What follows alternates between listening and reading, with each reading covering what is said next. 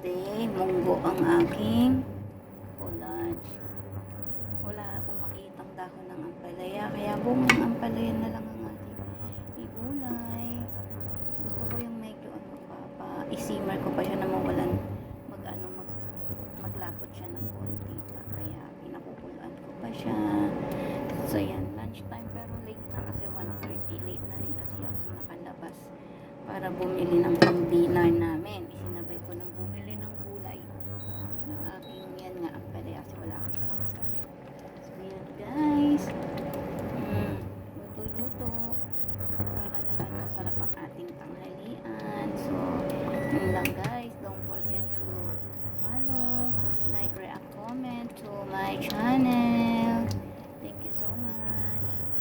Munggo for lunch. Ano pong lunch nyo? Ayan.